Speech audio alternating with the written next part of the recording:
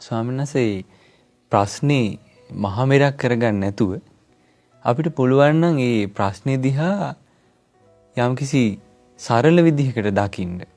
ඒක හේතු වෙනවා අපිට ඒක විසඳුමක් කරා යන්න. ඒ කියන්නේ ඔකට හොඳ උදාහරණයක් තියෙනවා. බුදුරජාණන් ශ්‍රී කාලේ එක ස්වාමීන් වහන්සේ නමක් පැවිදි වුණා. ඒ ස්වාමීන් වහන්සේට දැන් සිල්පද ආරක්ෂා කරනකොට ස්වාමීන් වහන්සේලා කියනෝනේ මේ සිල්පදත් රකින්න තියෙනවා, මේ විදිහට සිල්පද රකින්න තියෙනවා කියලා එහෙම කියනකොට අර ස්වාමීන් වහන්සේට තේරුණා මේක ලොකු බරක් හැටියට, හරි අමාරු දෙයක් හැටියට. බුදුරජාණන් ළඟට ගියා. භාග්‍යවතුන් වහන්සේ මට මේ අමාරු මේක කරගන්න. බුදුරජාණන් වහන්සේ යන්න ඒ ස්වාමීන් වහන්සේට කියලා දුන්න සරලව හිතන්න පුළුවන් ක්‍රමයක්. පින්වත් භික්ෂුව ඔයාට 3ක් රකින්න පුළුවන් කියලා. ඒ තමයි තමන්ගේ කයෙන් වෙන අයහපත දුරු කරලා කය රැක ගන්න පුළුවන්ද? වචනයෙන් වෙන අයහපත දුරු කරලා වචනේ රැක ගන්න පුළුවන්ද? සිතින් වෙන අයහපත දුරු කරලා හිත රැක ගන්න පුළුවන්ද කියලා ඇහුවා. භාග්‍යවතුන් වහන්සේ මට ඒක පුළුවන් කිව්වා. ඒ 3ට අර ඔක්කොම අයිති. ඒකට. ඊට පස්සේ ස්වාමීන් වහන්සේ බොහොම අර තමන් මේ ලොකුවට හිතපු එක පැත්තකට දාලා තමන්ගේ කය වචනය සිත සංවර කළා. නොබෝ කලකින් අරහත්ත්වයටපත් වුණා.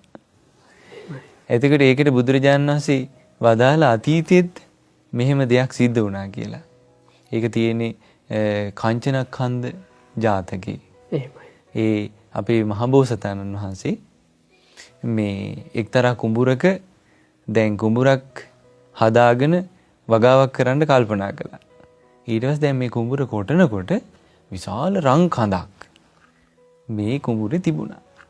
දැන් මේක මතුවුණාට පස්සේ කල්පනා කළා අප්පා දැන් මේක ඔන්න ලොකුට හිතන්න ගත්තා. මම දැන් කොහොමද මේක අරගෙන යන්නේ, මම කොහොමද මේකෙන් කටයුතු කරන්නේ කියලා ලොකුවට කල්පනා කරන්න ගියාට පස්සේ හරි බරක් දැනුණා. මේක උස්සන්න හදනවා බරයි. බෝසතාණන් වහන්සේ කල්පනා කළා නෑ මේකෙන් මං මෙහෙම කරනවා. මේකෙන් මේ කොටසින් මං මේ දේවල් කරනවා, ව්‍යාපාර කටයුතු ටික කරනවා. මේ කොටසින් මං දානි දෙනවා. මේ කොටසින් මං පවුලේ දෙමව්පියන්, තමන්ගේ බිරිඳ, තමන්ගේ දරුවෝ පෝෂණය කරනවා කියලා හිතලා ඒ රංකඳ කොටස් කළා. ඊට පස්සේ කොටස ගෙනහිලා තමන්ගේ අර අදාළ මේ ඉලක්කයට ගියා. අර බරපතලව කල්පනා කළ නිසා ඒක විශාලට දැනුණා. එතකොට මේ ප්‍රශ්නයක් ඉස්සරහා අපි අර සැහැල්ලුවෙන් කල්පනා කරන්න පුළුවන් නම් ඒක අපිට හේතු වෙනවා ඒ විසඳුමක් කරා යන්න. එහෙමයි. දැන් හරි ලස්සන කරුණක් ස්වාමීන් වහන්සේ කිව්වේ මේ ඒ බෝසතුන්ට මුණ ගැහුනේ ප්‍රශ්නයක් නෙවෙයි ඇත්තටම රන් කඳක්. එහෙමයි. හැබැයි රන් කඳත් ප්‍රශ්නයක් වුණා.